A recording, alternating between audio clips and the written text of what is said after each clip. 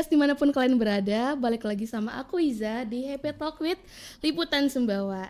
Jadi hari ini Iza kedatangan seseorang yang katanya pas kita ngobrol kemarin, beliau itu, aku tuh sebenarnya bawel loh, aku tuh sebenarnya oh my gosh, seseorang yang kayak tegas loh, tapi tuh kalau dari wajahnya beliau itu kayak sangat-sangat kiowo, sangat-sangat tidak terlihat sebagai seseorang yang bawel.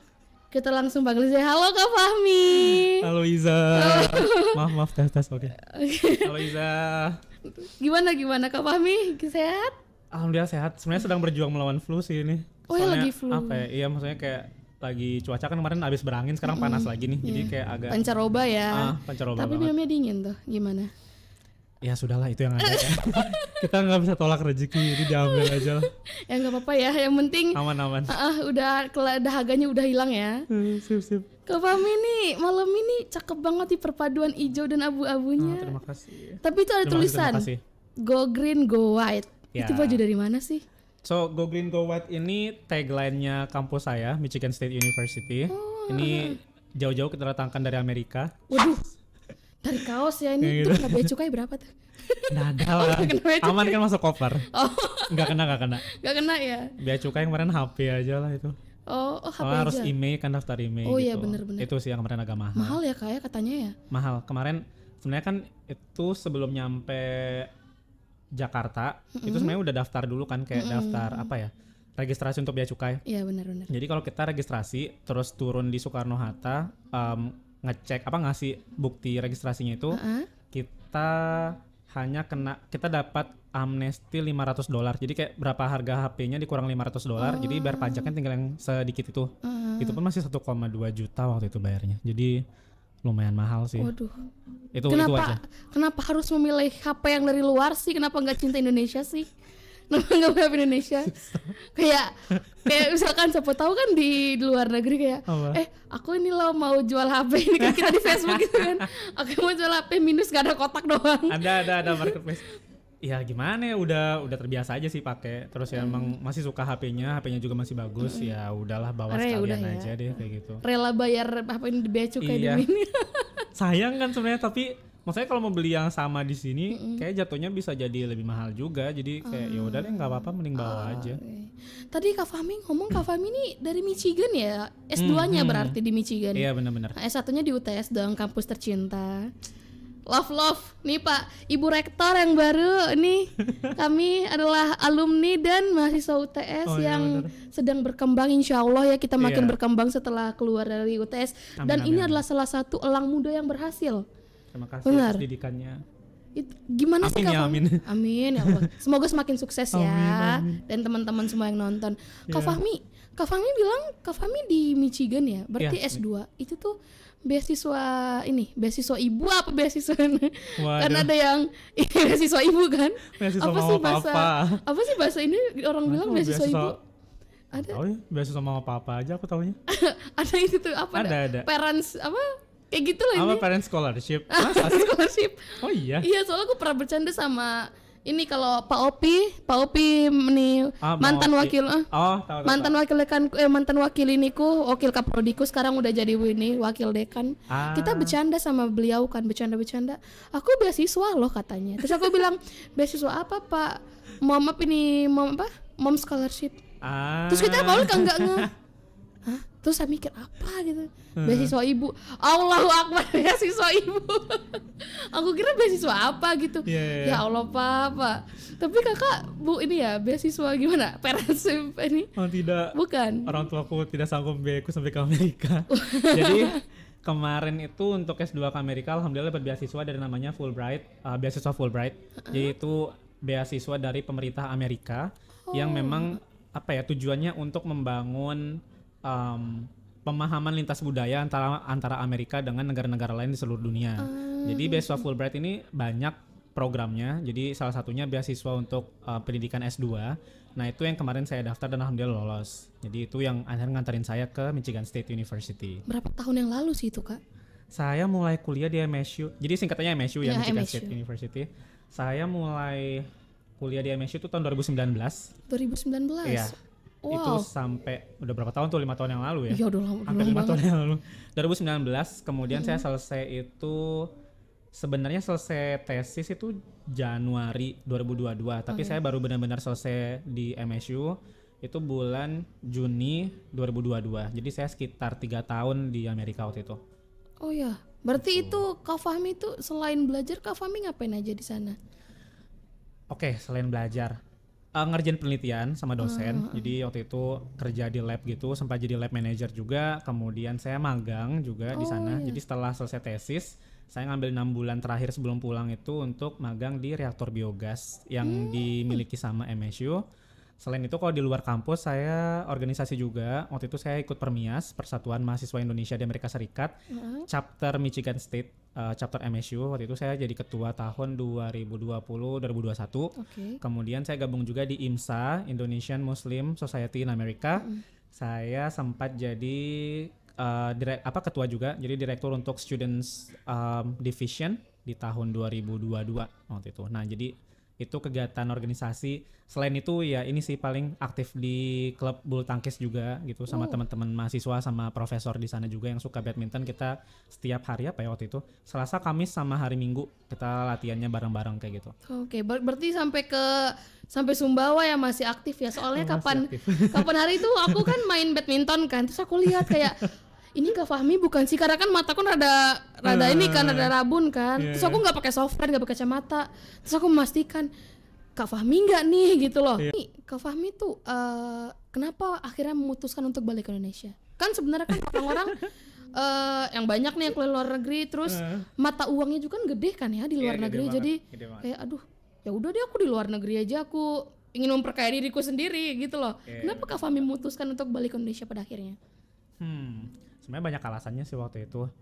Yang pertama, jadi sebenarnya pas kuliah kemarin itu, setelah saya setahun S2 di MSU, sebenarnya saya udah kepikiran buat S3. Nah waktu itu saya ngomong sama profesor saya, Prof, saya mau S3 dong, saya bilang kayak gitu. Tapi ternyata profesor saya itu enggak ngebimbing anak S3. Jadi dia kayak kamu harus cari dosen pembimbing lain kayak profesor lain. Nah beliau tuh nawarin waktu itu, ada nih aku punya teman di Maryland, University of Maryland College Park, kalau mau, karena riset kami sama. Nah dia itu biasanya banyak dapat funding, kalau mau daftar ke sana. Cuman waktu itu saya masih idealis, kayak aduh aku masih mau di MSU kayak gitu, karena udah nyaman kan, udah enak sama lingkungan. Jadi sampai 2022 saya mau pulang itu, saya udah berusaha segala macam cara kayak nyari profesor lain. Ada sebenarnya, jadi kayak pembimbing kedua dan ketiga saya itu bidang risetnya sama, tapi mereka terkendala sama dana. Jadi pendanaan untuk risetnya waktu itu sudah dialokasikan untuk orang lain dan belum akan mengajukan pendanaan untuk riset yang baru kayak gitu. Kemudian saya coba juga ke beberapa kampus yang lain di Amerika, itu juga belum dapat respon waktu itu, karena emang profesor di sana sesibuk itu ya kayak gitu. Jadi kadang emang nggak sempat untuk respon. Akhirnya sebelum saya pulang itu saya putuskan ya udah deh kayaknya memang harus coba sama profesor yang di Maryland.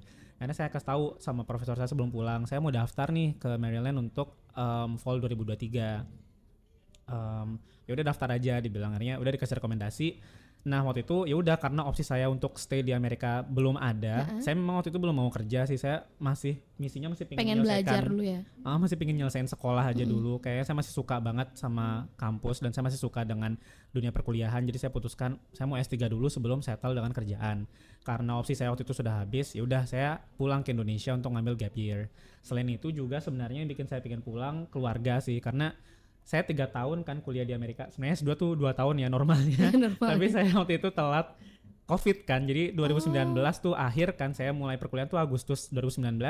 2020 awal itu udah mulai kan COVID. Sampai akhirnya Maret itu Amerika mulai lockdown. Sampai setahun itu kita belum benar-benar bisa bebas untuk berkegiatan. Nah karena itu riset saya tertunda 1 semester. Akhirnya saya jadi 5 semester tuh. Kemudian di semester 6-nya saya beresin sidang tesis dan magang. Jadi 3 tahun tuh benar-benar gak pulang sama sekali. Ya lumayan lah kangen rumah. Homesick ya, homesick banget. Homesick sebenarnya gak terlalu sih. Mungkin semester 2 bulan pertama lah, itu masih yang lumayan berat ya. Tapi thanks to technology ya, karena maksudnya kita udah bisa video call lewat WhatsApp atau lewat Instagram. Banyak media lah untuk bisa komunikasi. Jadi sebenarnya homesicknya masih cukup bisa terobati. Cuman lumayan tuh 3 tahun udah berasa banget Bang Toyib kan. pulang-pulang dong. Iya 3 kali puasa 3 kali lebaran tuh. Lebaran 2020, 21, 22 tuh kan masih di sana kan. Iya. Sampai Idul Adha tuh masih di sana. Jadi kayak gini rasanya jadi Bang Toyib. Kayak ini aku aduh ini enggak ada denger apa namanya kayak Allah Akbar kayak anak-anak kecil mukul-mukul beduk itu enggak ada ya. Enggak ada tuh 3 tahun. Oh bayangin. Jadi homesick banget, kangen banget. Itu lumayan sih, kangen banget. Jadi kayak pulang karena keluarga juga. Dan ya tadi karena ngambil gap year, akhirnya saya putuskan mungkin saya perlu ngelakuin sesuatu dulu nih sebelum balik buat S3. So ya udah saya mencoba beberapa kegiatan baru, pengalaman baru selama di Sumbawa kayak gitu. Itu sih alasannya. Dan sekarang gimana kesehariannya? Apakah udah ada planning buat melanjutkan S3? Bagaimana? Ini kayaknya jawabanku panjang-panjang Iza, mohon maaf ya. Apa? Justru gini loh Kak, justru teman-teman tuh pengen tahu, oh Kak Fahmi ini ternyata gini loh. Jadi pas misalkan mereka berkesempatan untuk beasiswa, punya beasiswa keluar negeri juga kayak, oh ini loh yang Kak Fahmi rasa kayak tiba-tiba, aduh aku kangen sepat gitu loh kan kita nggak tahu ya. Kangen banget kan? Kangen banget. Kangen sepat, terus kangen makan sepat sambil di sawah tuh lihat-lihat bulu, wah sambil gitu kan. Bener sih bener. Kan di Amerika kan nggak ada. Sawah ada sih tapi iya tetap beda sih ya. Iya, beda. Feel-nya beda gitu. Iya, feel-nya beda. Oke, back to the question. Jadi pulang dari Amerika itu sebenarnya saya waktu itu pulang sudah dalam kondisi saya siap untuk apply S3. Karena waktu itu saya mikir setahun cukup lah untuk pulang, beresin kangen segala macam. 2023 saya pengen balik ke Amerika untuk S3. Waktu itu daftar di Maryland itu kan.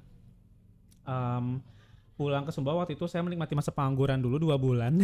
Jadi Juli nyampe Sumbawa. Jangan pengangguran dong, pengacara aja. Lebih cool, lebih terlihat keren gitu loh. Kayak menikmati masa senggang dulu lah. Jadi kayak 2 bulan tuh saya traveling dulu. Saya waktu itu main ke Jakarta, main ke Palangkaraya, ketemu teman-teman. Terus ya udah deh main ke sawah, ke tempatnya ke sawah bibi saya di Batu Bulan waktu itu. Pokoknya nikmatin waktu kosong lah dulu. Sampai akhirnya udah September nih kayak merasa udah mulai gabut nih, kayak ada mau ngapain lagi ya kayak gitu. Akhirnya saya mainlah ke kampus kayak gitu kan. Waktu itu udah mau daftar jadi dosen, cuman waktu itu persyaratan dosen tuh harus stay 2 tahun. Sedangkan saya kan udah planning nih setahun aja nih mau stay-nya. Jadi saya urung, tapi saya menghadap ke kampus kayak ada nggak yang saya bisa bantu. Mungkin di administratif kalau nggak dosen. Saya nggak masalah ngerjain administratif saya bilang, karena maksudnya pengalaman organisasi itu bikin saya jadi senang sebenarnya ngerapi-rapihin pekerjaan dan urusan. Akhirnya waktu itu dapat jadi aktif lah ya. Jadi aktif, maksudnya saya nggak kikuk juga ngurus berkas-berkas atau organize event kayak gitu. Akhirnya sama DSDM saya ditawarin mau nggak di bagian kerjasama luar negeri. Waktu itu ada lowongan. Kebetulan saya baru juga kan habis dari luar negeri. Saya kemarin pernah jadi mahasiswa asing. Boleh deh saya bilang. Akhirnya dari Oktober 2022 saya di UTS bertugas di bagian Direktorat Kerjasama Luar Negeri. Nah itu berkegiatan sampai akhirnya bulan Juli 2023 itu saya alhamdulillah ditawarin untuk jadi dosen di program studi pertanian berkelanjutan. Dan itu jurusan awal kakak ya sebenarnya. Iya itu jurusan awal, baru buka tuh kayak mau nggak kayak gitu. Nah saya mikir boleh deh kayak gitu. Maksudnya mungkin saya kepikirannya mungkin bisa untuk bikin satu batu pijakan dulu di Sumbawa sebelum nanti berangkat lagi untuk S3. Karena 2023 pada saat itu tawaran saya terima itu sebenarnya saya udah pegang LOE. Jadi alhamdulillah waktu itu habis lebaran 2023 saya udah diterima untuk S3 di University of Maryland College Park, program studinya Environmental Science and Technology dengan si profesor yang temannya profesor saya tadi yang di MSU. Cuman waktu itu profesor saya bilang lagi, Fahmi 2023 nih kayak kamu belum bisa berangkat karena fundingnya untuk tahun ini belum untuk gaji mahasiswa kayak gitu. Mau nggak kamu nunggu sampai 2024? Ya udah saya kan ngeyain ya, karena maksudnya saya nggak ada nggak sih terlalu yang buru-buru banget yang kayak harus berangkat tahun 2023 misalnya. Akhirnya saya terima. Nah jadi akhirnya saya jadi tambah setahun tuh di UTS. Nah di situ akhirnya saya dapat tawaran dosen. Jadi sekarang saya jatuhnya jadi dosen dengan tugas tambahan. Jadi dosen di prodi, kemudian di rektorat saya pegang struktural juga. Sekarang jadi kasubdir untuk riset, publikasi dan inovasi. Jadi itu kegiatan utama saya sekarang selama di Sumbawa. Sibuk nggak sih sebenarnya tuh Kak Fahmi? Kayak harus ngurus mahasiswa, kayak mahasiswa kan kayak selamat malam Pak, assalamualaikum kami gini. Terus ditambah lagi ngurus struktural kayak aduh ini pala aku pengen pecah rasanya gitu loh, kayak bisa gak sih kamu diam, aku pengen ngurusin ini. Pernah gak sih ada di posisi itu kayak ya Allah sabar pernah gak sih sebenarnya? Karena kan dosen-dosen UTS tuh terlihat sangat kayak aduh ini nih. Sampai kayak sebenarnya yang beliau itu nggak pernah marah-marah sama kita ya, tiba-tiba kayak pas kita lagi ngeyel dikit, saya ini lagi capek gini kita kayak wow amazing, kayak bapak lagi marah-marah kayak gini ya. Kami pernah di posisi itu enggak? Wah, sebenarnya sering banget ya, bahkan mungkin sekarang pun saya sedang merasa kewalahan banget nih karena kan awal Maret ini kan sebenarnya kita baru ini ya ada ganti struktural ya. Jadi pergantian rektor, kemudian kita juga ganti perombakan struktural di semua lini kerja di UTS itu. Kan tadinya saya kerja di Direktorat Kerja sama Luar Negeri. Saya jadi Kasubdir untuk outbound mobility. Jadi kayak siapapun orang UTS yang mau berkegiatan ke luar negeri, mau daftar program ke luar negeri kayak gitu. Jadi saya yang istilahnya mengarahkan dan memandu kegiatan-kegiatannya kayak gitu. Nah setelah itu di struktural yang baru saya pindah tuh ke yang tadi jadi Kasubdir untuk riset, publikasi dan inovasi. Itu peralihan pekerjaan pun sebenarnya sudah cukup merepotkan sih, karena harus belajar lagi dari awal kan sistem yang baru. Kemudian kan kita biasanya kalau untuk penyimpanan data kan di Google Drive ya. Maksudnya kan Google Drive itu kayak macam mainan yang kita utak-atik gitu kan, diatur sedemikian rupa. Nah itu di KLN sih udah atur tuh tata sedemikian rupa, udah terbiasa dengan sistem. Masuk ke unit kerja yang baru, oh ternyata layoutnya kayak gini nih. Terus saya kayak harus belajar ulang lagi, ngatur lagi. Ditambah dengan ini awal semester, jadi kayak sedang ribet-ribetnya juga untuk nyesuaiin kegiatan perkuliahan kayak gitu. Itu penat sih sebenarnya, bahkan kayak sampai sekarang pun ini kerjaan kok nggak ada yang beres-beres ya kayak gitu. Kayak ini beres datang lagi yang baru, kayak nggak habis kayak gitu. Sampai mungkin nggak bisa kayak nggak bisa buat diri sendiri me time gitu. Pengen me time ada yang ganggu, aduh capek banget deh gitu loh. Iya, itu berasa banget sih sebenarnya ketika jadi dosen dengan tugas tambahan. Tapi sebenarnya kondisi ini juga bikin saya belajar sih akhirnya, kayak jadi harus bisa manajemen waktu, harus bisa manajemen prioritas. Awal-awal saya idealis sih kayak wah nggak boleh istirahat dulu kalau kerjaan belum beres. Tapi sekarang kayak saya mikir kalau udah waktunya tidur, kayak mending ada kerjaan 1-2 yang terbengkalai daripada tidur saya yang terbengkalai bermalam-malam. Karena kayak berasa banget sih kalau kurang tidur tuh malah lebih gampang tersulut emosi. Kayak dikit-dikit orang misalnya kayak ini deh sesimpel ini aja. Misalnya dulu saya pernah ngalamin, jadi beruntun banget nih, saya berangkat ke kampus kayak waktunya udah hampir telat, saya lupa belum isi bensin, saya datang ke pom bensin, antrian panjang, udahlah selesai itu, tiba-tiba ban kempes. Akhirnya nyampe kampus tuh benar-benar setelat itu kayak gitu. Dan itu bad mood banget pasti ya. Banget sih. Nyampe kampus udah muka kucel, kayak udah udah sumpek banget. Kayak saya tuh nggak ada minat untuk ngomong sama sekali seharian itu. Nah kayak gitu, maksudnya kayak efek kurang tidur salah satunya tuh kestabilan emosi tuh lumayan lumayan terganggu kayak gitu. Nah makanya saya mikir kayak terserah deh, maksudnya kayak mungkin orang beda-beda ya sistem kerjanya, tapi saya selalu percaya bahwa tubuh itu butuh istirahat yang cukup ya untuk bisa beraktivitas secara optimal kayak gitu. Jadi saya selalu mengusahakan sesibuk apapun saya tetap butuh tidur kayak gitu. Nah itu sih yang saya pelajari dari kesibukan yang sebanyak ini. Nah ini buat teman-teman yang sering banget begadang, kayak teman-teman Gen Z yang kayak, wih segame lagi, atau enggak yang cewek-cewek, 1 episode lagi, itu teman-teman kamu lihat bahwasannya Kak Fahmi aja yang sesibuk itu tuh kayak aduh ya Allah, sampai kayak bisa kan gampang sakit kan juga ya, gampang sakit. Bener banget. Terus kalau misalkan stres juga udah stres, tidurnya nggak cukup, belum lagi dengan hubungan percintaan kalian yang HTS gitu kan, orang kan makanya HTS itu tuh kayak, aduh bayangin deh double badan kalian loh, badan kalian tuh kayak aduh kalau bisa ngomong nih capek aku gitu loh, kayak udah dong aku tuh pengen bahagia, pengen istirahat. Kak Fahmi aja sesibuk ini nih teman-teman masih bisa olahraga. Aku karena beliau ini nih sangat karena sangat aktifnya itu tuh dari dari kayak kegiatan ini seperti Kak Fahmi bilang kan menumpuk ini nih, tapi masih nyempetin olahraga. Itu keren banget sih Kak. Kalau jadi Izzah tuh kayaknya bodo amat ya aku pulang tidur gitu loh. Aku kayak nggak mau aku main game apa. Aduh, sampai terima kasih. Soalnya Iza tuh pernah di posisi kakak, tapi nggak pernah kayak sibuk-sibuk, nggak kayak pas itu kan. Kalau kita ya mahasiswa, kalau ujian kan banyak kan dikasih tugas. Kalau dosennya baik, nggak apa-apa nak, nanti ini aja kalian kerjain, nanti paling bisa kasih kayak 2 jam 3 jam gitu kan. Benar. Ada dosen teman-teman yang kayak keras itu tuh. Iya. 1 jam habis nggak mau tahu itu terus soalnya kan panjang kan. Itu tuh harus kita kerjain sampai tuh kita tuh nggak bisa untuk me time loh Kak, nggak bisa kayak aduh aku pengen nonton drakor atau apa tuh nggak bisa. Dan itu sampai stres, sampai Iza tuh pernah, mungkin teman-teman juga sama kayak aku. Iza tuh pernah dapet C 1 doang, nangis. Aku paham sih rasanya. itu aja loh teman-teman, nangis, stres, sedih, sampai kayak semuanya terhambat gitu. Dan lihatlah beliau ini sangat keren di antara semua kesibukannya masih bisa main badminton. Keren banget cuma. Oke, kalau untuk olahraga sendiri basically sebenarnya badan saya ringkih sih. Karena dari zaman kecil dulu atau at least sampai saya SMA dah. Saya riwayatnya ada malaria, ada DBD sama tipes. Diborong semua ya Wak. Diborong semua ya Wak. Makanya susah ini mau nambah berat badan tuh. Itu paling. Itu faktor juga ya penyebabnya juga. Iya. Akibat bukan akibat apa sih namanya? Apa ya? Efek samping itulah sih apa sih? Bisa jadi atau kalau saya kayaknya sih memang karena ada faktor genetik ya. Jadi kayak emang metabolismenya cepat. Karena metabolisme cepat nggak sempat nyimpan cadangan energi nih. Itu yang akhirnya bikin ya udah maksudnya masuknya berapa ya udah segitu habis juga kayak gitu.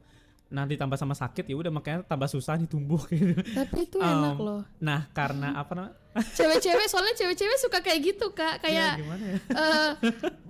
banyak makan ya keluar juga banyak gitu loh. Jadi kayak aku ideal nih gitu. Tapi kan Kak Fahmi kan sakit, tapi jangan sampai lah kita juga sakit jangan ya. Sampai sih. Nah, gara-gara badan Ricky saya mikir kayaknya emang fisiknya harus agak dikuatin dilatih kayak gitu, harus dilatih. Ya udah, ini ada sekian banyak olahraga itu yang saya lebih cocok itu bulu tangkis sih dari awal. Karena apa ya? Mungkin karena dari kecil dulu saya dari umur 6 tahun lah dibawa sama bapak ke lapangan bulu tangkis mulai pegang raket. Dari situ kayak merasa cocok nih kayak gitu, karena kan bulu tangkis juga apa ya, olahraga itu yang butuh kelincahan ya. Saya kayak harus mindah ke sana kemari kan. Lompat. Dan saya merasa cocok nih, maksudnya badan saya agak ringan ya, maksudnya kayak buat gerak ke sana kemari di lapangan tuh lumayan oke nih. Akhirnya ya udah dari situ saya mulai rajin, mulai dari SMA sih mulai dirutinin. Dulu kalau sebelum SMA mungkin masih di samping rumah aja ya, olahraga tepok-tepok ngasal aja gitu. Terus masuk ke SMA teman-teman banyak nih yang ngajak badminton, akhirnya ya udah mulai ikut. Terus nyambunglah di UTS sampai saya bikin si UTS Angkat Raket Badminton Club, si Warbisi, itu KM bulu tangkisnya UTS. Dari situ sih, terus ya udah sampai sekarang alhamdulillah tetap aktif sih. Masih kayak aktif gitu ya? Dan apa ya, menurut saya sesibuk apapun tetap butuh nyempetin waktu buat olahraga. Kenapa? Karena sebenarnya aktivitas fisik, olahraga dalam bentuk apapun, ketika dia menghasilkan keringat, itu sebenarnya salah satu cara atau mekanisme untuk menghilangkan saya lupa lagi namanya, kalau nggak salah namanya untuk menghilangkan hormon kortisol. Itu hormon yang menyebabkan stres. Jadi salah satu cara untuk merilis stres itu adalah dengan olahraga. Jadi kayak kan itu maksudnya kita membakar kalori, kemudian menghabiskan energi kita itu untuk hal-hal yang positif. Jadi kayak nggak ada waktu lagi untuk negativitas kayak gitu. Nah jadi sebenarnya itu salah satu efek positif dari olahraga sih. Makanya saya setidak-tidaknya seminggu sekali deh harus bulu tangkis. Kalaupun nggak bulu tangkis mungkin olahraga yang lain, lari sih. Kayak gitu. Pokoknya yang penting butuh gerak lah. Selain itu yang positif, yang negatif adalah tangannya sakit ya Pak. Soalnya pas kemarin itu tangan aku sakit pas kita mainkan itu kan pertama kali setelah berapa lama kan Iza main. Itu pulang tuh kayak mikir gini, tanganku bakal sakit gak? Bakal tangan lu sakit gak? Besokannya bener dong sakit ini Kak. Pemanasan dah? Pemanasan tetap kayak gini tapi tetap sakit Kak. Iya benar-benar. Jadi kayak itu bahasanya kontraksi otot yang bukan berlebihan sih, kontraksi otot yang terus menerus dan belum pernah sebelumnya. Belum pernah dilatih. Jadi bahasanya kayak mungkin ototnya agak kaget ya, karena sebelumnya kayak masih santai-santai, tiba-tiba wah digembleng keras banget nih kayak gitu. Saya juga biasanya gitu sih, jadi kayak misalnya 3 minggu nih gak main bulu tangkis terus balik lagi ke lapangan, tetap ada rasa pegel itu. Ya. Karena emang kayak badannya kaget sih, respon udah lama gak ngapa-ngapain tiba-tiba aktivitas berat kayak gini kayak gitu. Jadi ya kalau kayak gitu sih biasanya jangan langsung berhenti olahraga sih. Jadi kayak tetap lanjut olahraga tapi porsinya dikecilin aja kayak gitu. Yang penting badannya tetap gerak. Jadi supaya dia mulai terbiasa nih ototnya kayak udah mulai ini bertahap nih kayak ya. gitu. Iya bertahap. Gitu. Jadi teman-teman kalau misalkan kalian suka main bulu tangkis tinggal ajak aja Kak Fahmi sibuk nggak? Nanti kita main bulu tangkis yo di sini. Karena Kak Fahmi tuh seminggu berapa kali Kak? Sering ya main ini? Sering banget. Sebenarnya saya jadwal tuh cuman 2 kali seminggu. 2 kali dalam seminggu. Normalnya 2 kali seminggu. Cuman saya mendaftarkan diri di 2 tempat berbeda. Dan sama-sama 2 kali seminggu. Jadi saya punya 4 kali jadwal dalam seminggu. Yang ini ya saya akan pilih-pilih sih. Jadi 4 kali ini misalnya saya lagi sibuk di jadwal yang apa, nanti saya alihkan ke jadwal yang lain. Jadi kayak 4 ini saya pakai untuk tambal sulam gitu sih, supaya ya paling enggak setidaknya tetap bisa 2 kali seminggu sih kayak gitu. Cuman ya ada 4 lowongan jadwal kalau misalnya ada yang misalnya mau sangat aktif ya gitu. Iya, itu apa ya? Ya biar tetap aktif aja sih, biar badan enggak gampang sakit aja sih. Dan teman mainnya Pak Obi lagi. Pak Obi yang sangat kio dan awet muda itu. Dan beliau adalah dosen kesayangan aku karena beliau baik banget. Iya, sangat baik. Sangat banget. Tapi kalau urusan nilai, udah jangan macam-macam ya. Kita agak ngeri sih. Objektif. Iya, betul.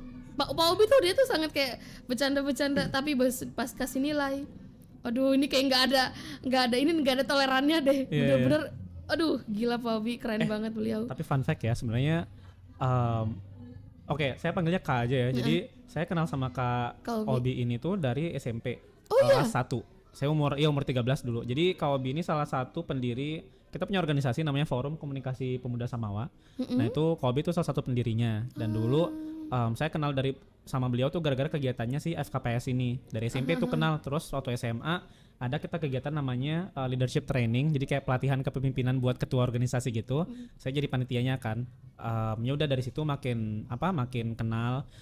Sebenarnya Kak Obi tuh kalau zaman saya masih remaja dulu lebih keras dari sekarang sih. Bener-bener yang keras, strict banget, kayak disiplin banget orangnya gitu. Tapi ketemu lagi setelah Kak Obi di UTS, saya melihat beliau sekarang jadi lebih funny, orangnya lebih dinamis, kemudian lebih bilangnya,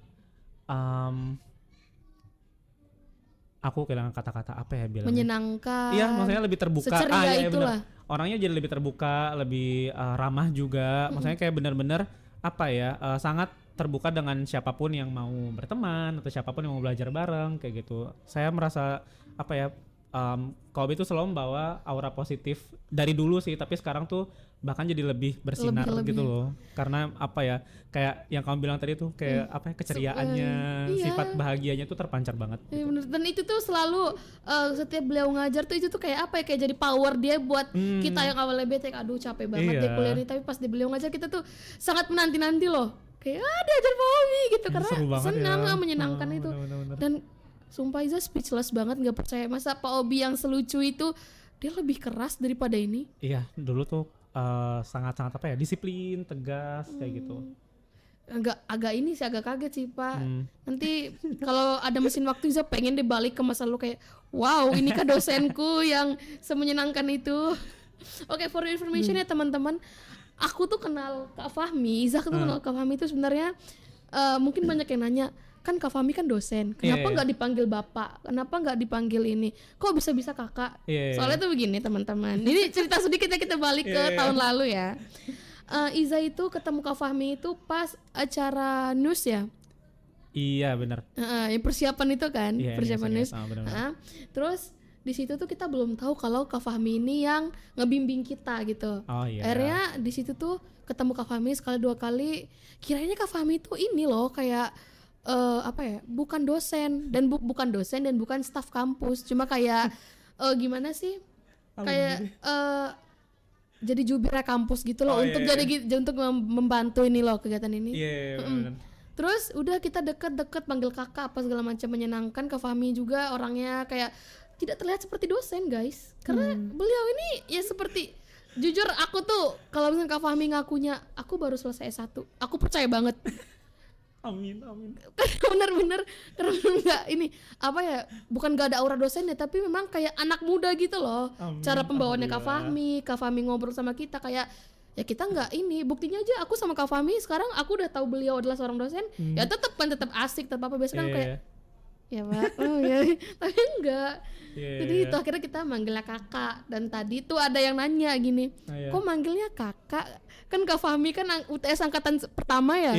Kok manggilnya kakak? Aku loh dipanggil bapak. Ada salah satu dosen kita yang menyenangkan juga. Jangan ampun. Kayak aku manggil kakak juga deh. Itu sebenarnya gimana ya? Emang dari saya pribadi sih kayak saya merasa mungkin dibilang menolak untuk tambah tua kali ya. Kayak saya selalu merasa nggak suka gitu ya untuk merasa dituakan. Apa ya?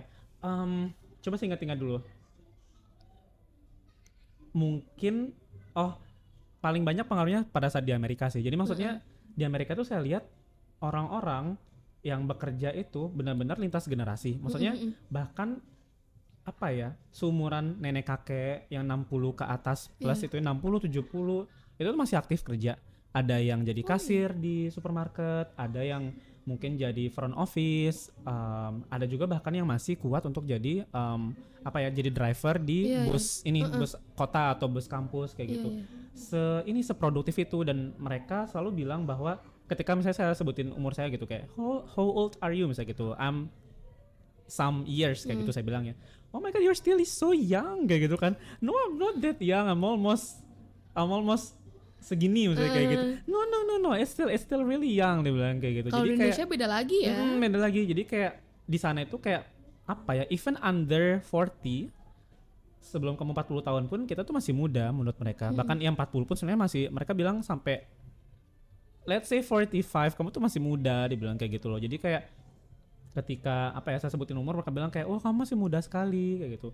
Dan saya merasa terinspirasi dengan semangat itu, bahwa kayak ya sebenarnya tidak ada sih usia untuk dikatakan kamu udah cukup tua misalnya kayak gitu. Itu yang akhirnya membuat saya kayak merasa iya juga sih sebenarnya umur ya age is number, tapi pada akhirnya sebenarnya yang menentukan kita itu apakah sudah tua atau enggak ya balik lagi kita determinasinya untuk hidup. Kita sesemangat apa sih, terus seberapa bahagia kita untuk menikmati hidup kita misalnya kayak gitu.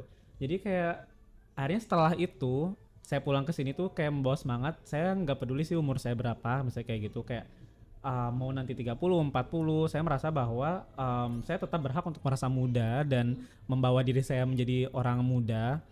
Karena apa ya, saya merasa bahwa saya perlu untuk terus berkembang, untuk terus belajar dan bergaul dengan Gen Z ini, yang mahasiswa ini. Itu membuat saya untuk tetap merasa muda, merasa fresh. Karena apa ya, maksudnya dari Iza dan teman-teman mahasiswa yang lain, saya jadi tahu bahwa ternyata dinamika mahasiswa sekarang tuh seperti ini ya.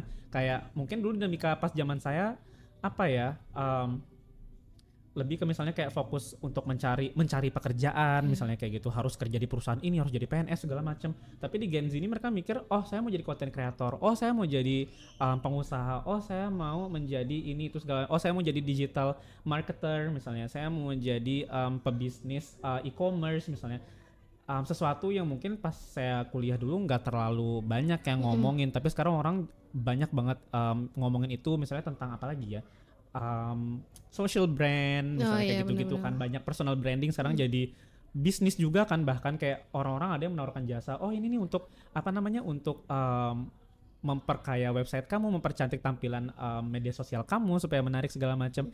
Menurut saya itu hal yang menarik dan saya senang untuk belajar hal baru dari generasi yang lebih muda, dan menurut saya itu yang membuat saya jadinya masih belum terima dipanggil Pak kayak gitu. Tapi sekarang udah mulai mencoba untuk menerima sih, kayak ya udahlah, mungkin saya nggak bisa paksa semua orang untuk panggil saya Kak. Tapi saya selalu pesan sih ke semua mahasiswa kayak saya sebenarnya belum terlalu senang ya dipanggil Pak. Saya bilang mending panggil saya Kakak aja, karena kayak ya gap umur kita juga belum 20 tahun ya, kayak masih 10-an tahun aja kayak gitu, dan itu masih cukup untuk dipanggil Kakak misalnya kayak gitu.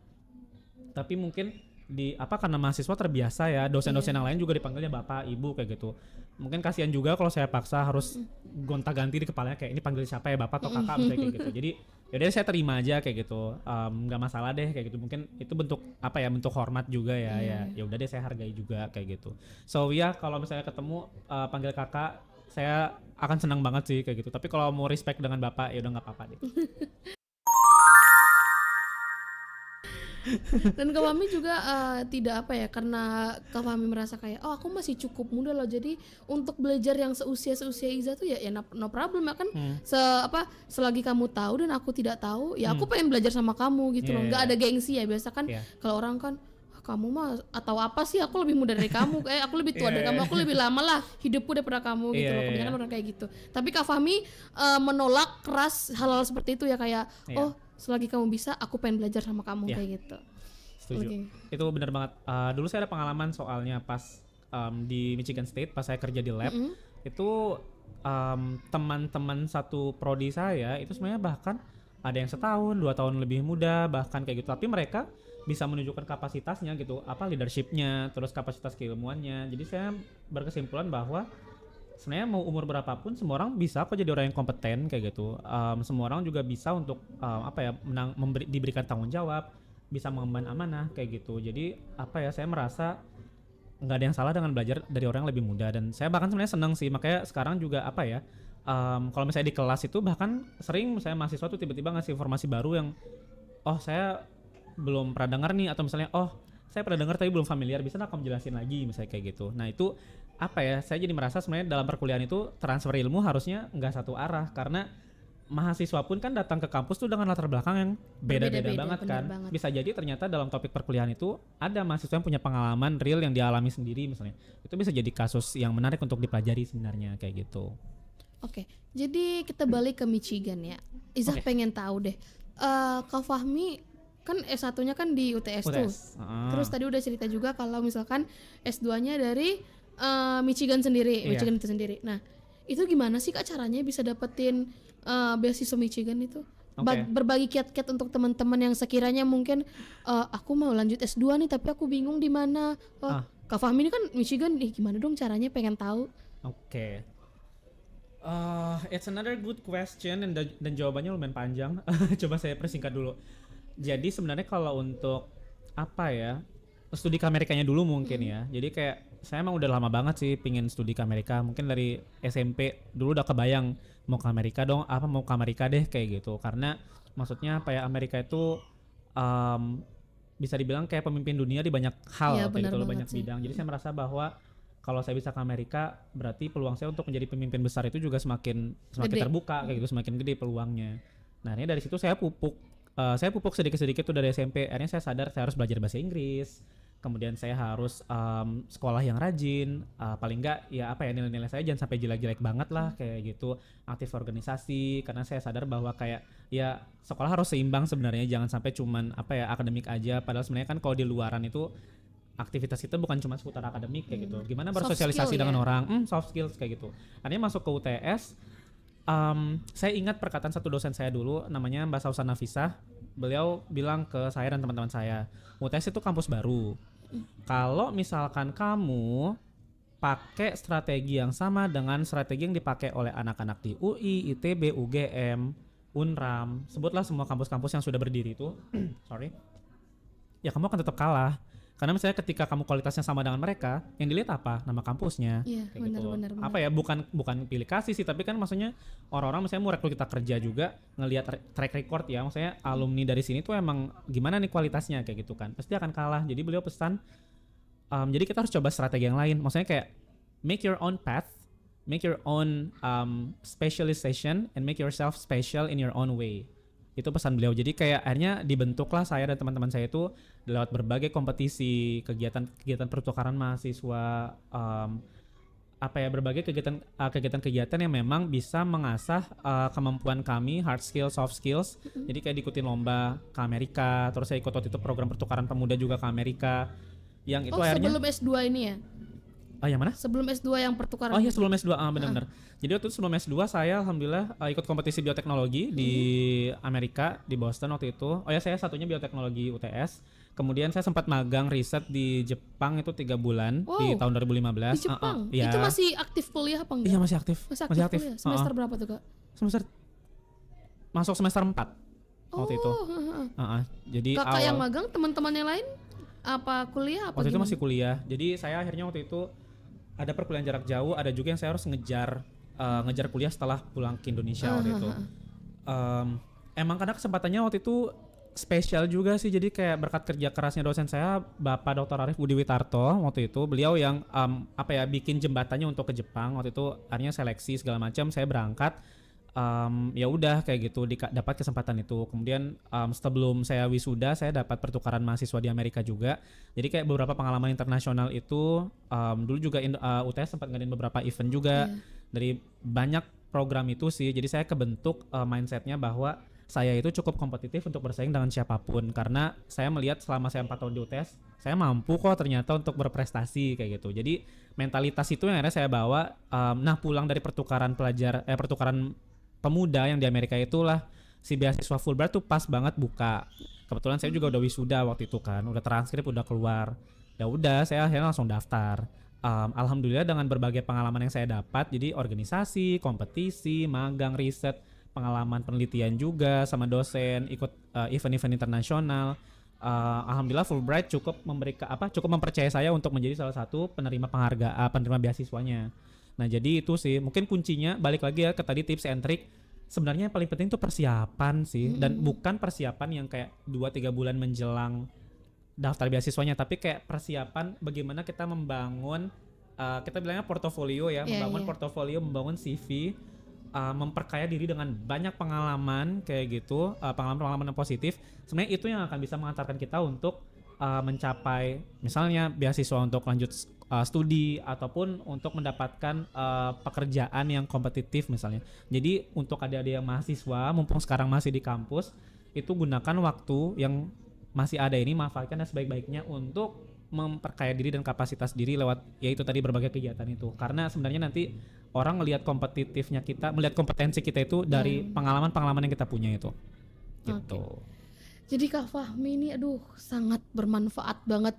Nggak ada bahasa-bahasa yang keluar dari mulut Kak Fahmi adalah kayak sesuatu yang tidak berguna tuh kayak nggak ada ya. Sampai itu aku kayak waduh tercengang banget. Kak Fahmi ini beliau baru bilang aku nih bahwasannya ternyata orang yang sangat kompetitif ya, yang kayak untuk ini. Dan pas beliau menyampaikan sesuatu juga kayak wow, ternyata emang bener ya, kayak tercerminkan gitu loh dengan bahasa yang digunakan. Dan kayak Kak Fahmi memberi tips and trick buat teman-teman muda gitu loh, teman-teman Gen Z. Dan ini deh, aku pengen Kak Fahmi kasih wejangan buat teman-teman Iza, usia Iza maupun di bawah Iza, teman-teman Gen Z lah pada umumnya, kayak bagaimana kita harus menghadapi segala macam kegiatannya ini yang kayak aduh capek banget deh, kuliah baru S1 kan, kayak aduh S1 capek banget. Aku kayak ini Iza semester 7 baru semester 6 kan, kayak aduh kuliah apa sih, capek banget gitu loh. Teman-teman ini sudah kayak aduh penika nggak sih gitu kayak kayak udah nyerah banget nih sama kuliah. Dan Kak Fahmi ini bahkan saking kompetitifnya pengen S3 lagi nih. Dan tolong Kak Fahmi kasihlah ujangan sama kita yang kadang masih kayak aduh nanti deh gitu. Ya paham. Maksudnya gini, saya juga pernah S1 ya, kayak maksudnya I was there, walaupun mungkin tidak 100% relevan lagi ya saya S1 dulu dengan adik-adik yang sekarang S1. Cuman mungkin beberapa saran ya untuk supaya survive di perkuliahan lah ya, supaya kita sukses sampai wisuda ya, sampai dapat gelar sarjana itu. Mungkin yang pertama ini sih, ini yang terakhir ini saya selalu bilang sama mahasiswa saya, kenapa kamu memilih untuk kuliah? Itu yang saya selalu tanyakan pertama. Kenapa kamu pilih kuliah di pertanian berkelanjutan misalnya prodi saya? Kenapa kamu milih kuliah di prodi ini? Kenapa kamu kuliah di UTS? Itu dulu yang saya selalu tanyain. Kayak cara kita merespon pertanyaan itu cukup untuk menentukan kita nih sebenarnya semangatnya udah cukup kuat atau belum kayak gitu. Nah jadi untuk teman-teman semua, pertama coba tanyain ke diri sendiri deh. Ini mumpung misalnya ada waktu nih, mungkin pas weekend ini atau misalnya ada waktu-waktu senggang, coba tanyain lagi ke diri sendiri, kenapa sih kita mau kuliah kayak gitu. Sebenarnya alasan dibalik pertanyaan itu yang menjadi sumber penyemangat utama untuk kita bisa bertahan dan sukses dalam dunia perkuliahan. Jujur kuliah 1 tuh emang capek banget. Apalagi kalau anak-anak saintek ya, karena maksudnya perkuliahan udah padat, misalnya let's say 18 SKS sampai 24 SKS. Adalah praktikum. Belum kalau misalnya kita ada kegiatan organisasi, mau ikut kompetisi, kan daftar, maksudnya apa ya, ikut kompetisi kan udah tiba-tiba langsung ikut lomba ya, pasti ada persiapan dulu, belajar dulu kayak, atau misalnya siapin tulisan dulu misalnya kayak gitu. Itu secapek itu memang sangat-sangat lelah. Jadi perkuat dulu alasan kenapa mau kuliahnya, kenapa mau sukses. Setiap kita capek, coba ingat lagi alasan itu, mungkin itu bisa membantu. Itu yang pertama. Kemudian yang kedua, ketika memang kita lagi capek, jangan ditolak sih Iza kalau saran saya, karena rasa lelah itu manusiawi banget. Maksudnya rasa lelah, frustrasi, apalagi ya, banyak macam perasaan itu, sedih, putus asa, kecewa, segala macam. Itu perasaan yang memang alamiah ada, dan memang perasaan itu ada kayak gitu. Mungkin bisa coba untuk melakukan journaling. Kalau misalnya memang lagi mumet nih kayak sumpah aku capek banget misalnya kayak gitu. Jadi saya biasanya tuh journaling, kayak coba ditulis apa sih yang bikin kita capek, apa yang bikin kita merasa capek, apa yang bikin kita merasa mumet, merasa sedih, merasa kecewa. Kita harus bisa identifikasi dulu nih. Tadi saya bilang ya merasa. Jadi sebenarnya bukan kita yang memiliki sifat, misalnya lagi stres, lagi jenuh, lagi apa. Sebenarnya bukan kita yang punya sifat itu, tapi perasaan kita yang punya sifat itu. Jadi makanya saya bilang saya merasa. Jadi kayak itu memberikan kita sedikit space untuk membaca sebenarnya apa sih yang terjadi dengan perasaan kita. Jadi kayak journaling nih, saya merasa lelah. Apa yang bikin lelah? Apa karena perkuliahan? Karena apa? Karena perkuliahan? Mungkin karena pertemanan sedang lagi jelek-jeleknya, atau misalnya karena lagi lagi berantem sama pacar misalnya. Nah, ketika kita tahu alasan kenapa kita memiliki perasaan seperti itu, kita itu akan lebih mudah untuk identifikasi, gimana nih penyelesaiannya, kayak bener gitu. Jadi sebenarnya ketika kita merasa lelah itu, kita harus identifikasi dulu apa penyebab lelahnya. Apakah karena kita kurang tidur nih karena kemarin begadang nyelesain laporan misalnya. Ya udah, berarti solusinya kasih waktu tubuh untuk istirahat lebih banyak. Satu. Atau yang kedua, minum vitamin. Asupan gizinya diperbanyak, kayak gitu loh. Karena apa ya, capek tuh bisa jadi karena ya kita kehabisan tenaga, kayak gitu. Jadi diisi dulu nih energinya, kayak gitu. Atau misalnya kayak ya udah butuh waktu sendiri. Ya udah misalnya 1 jam atau 2 jam atau misalnya seharian, coba notifnya HP-nya di off kan dulu. Mungkin kasih notif dulu di WhatsApp, misalnya status WhatsApp, sedang me time, jangan ganggu sampai besok jam 5, misalnya kayak gitu. Nah jadi kayak gitu, kita coba untuk identifikasi dulu perasaan-perasaan kita ini seperti apa dan penyebabnya apa. Baru kita coba untuk identifikasi penyelesaiannya, kayak gitu.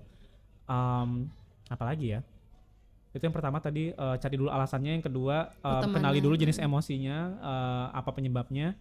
Kemudian mencari circle yang positif sih. Iya benar. Dan kuliah tuh cocok kayak kita tuh nggak kayak SMA ya Kak. Kalau SMA tuh ya udah teman-teman, tapi tuh kuliah teman-teman percayalah, kalian punya teman sekelas, dan di saat kalian udah mau mendekati akhir tuh bahkan tuh bisa aja tinggal diri kalian sendiri loh. Dan kalau kalian salah pertemanan di kuliah, itu tuh bakal buat kalian tuh kayak banyak kan teman-teman kita yang kuliahnya nggak selesai karena gini. Dan itu karena kebanyakan tuh dari teman.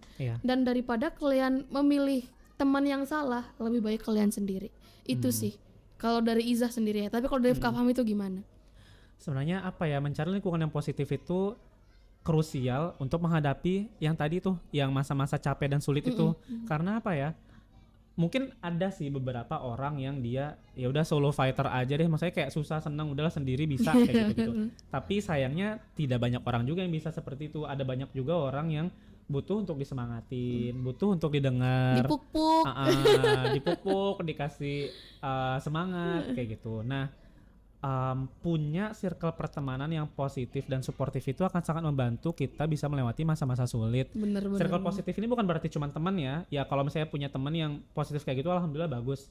Carilah misalnya mentor. Jadi mentor itu bisa dari dosen, bisa dari kakak tingkat, pembina organisasi. Jadi kayak circle itu jangan dibatasi hanya teman, tapi orang-orang yang sekiranya memang bisa membawa pengaruh positif untuk kita, yang sekiranya kalau kita tuh lagi jenuh, lagi susah, bisa menjadi tempat untuk kita curhat, yang bisa mendengarkan. Mungkin nggak harus sih misalnya ngasih masukan, tapi kalau misalnya ada masukan yang bisa dikasih itu akan lebih baik lagi. Nah jadi 3 itu sih, ini secara general ya, karena kalau misalnya untuk yang masalah spesifik kayak misalnya teknis perkuliahan, mungkin tiap orang bisa beda-beda kayak gitu. Tapi 3 ini adalah hal yang general yang saya rasa sih semua mahasiswa bisa coba untuk terapkan kayak gitu. Gitu sih. Oke. Terima kasih Kak Fahmi, kita udah banyak ngobrol. Nggak berasa ya, udah berapa lama kita ini? Udah. Jam pasirnya kita udah sampai habis. Udah habis. Belum dibalik tadi. Belum dibalik lagi. Kalau balik lagi sampai besok pagi. Dan seseru itu loh Kak Fahmi, guys. Mungkin teman-teman biotek kayak melihat Kak Fahmi kayak aduh takut deh, kayak takut salah ngomong apa segala macam. Ternyata beliau ini seasik ini teman-teman. Ya tapi kan setiap orang kan beda-beda. Ada dosen yang pengen dihormatin banget kayak Pak gitu. Tapi Kak Fahmi tipikal orang yang ya saya easy going aja gitu. Ya saya sekedar say hi aja udah cukup kayak gitu. Oh Pak kayak gitu. Kayak halo Kak, mau kemana Kak? Ini udah makan belum? Tapi jangan tanya pas puasa udah makan belum ya. Nanti kayak tersinggung dong. Apalagi puasa panas cepat tersinggung. Duh gila. Aduh, iya sih. Oke teman-teman, terima kasih udah nonton kita sama Kak Fahmi yang seru ini. Terima kasih. Kalau kalian ada saran dan kritikan boleh banget kalian ini komen di YouTube nanti kayak Kak atau boleh mau ngundang orang Kak ngundang ini dong Kak dosen ini udah Kak Fahmi nih kayak ih Kak aku seneng loh dosen UTS namanya Bapak ini undang juga dong gitu itu tuh boleh banget guys asalkan kalian komen aja like and share. Yes. Ya, terima kasih Kak Fahmi. Terima kasih Za. Sholat tarawihnya aman ya? Aman dong, aman. Tadi sebelum kesini tarawih dulu guys. Tarawih dulu. Oke, jadi teman-teman sampai sini dulu podcast hari ini dan sampai kita berjumpa lagi di minggu depan. Bye bye. Dah, sampai ketemu. See you next time.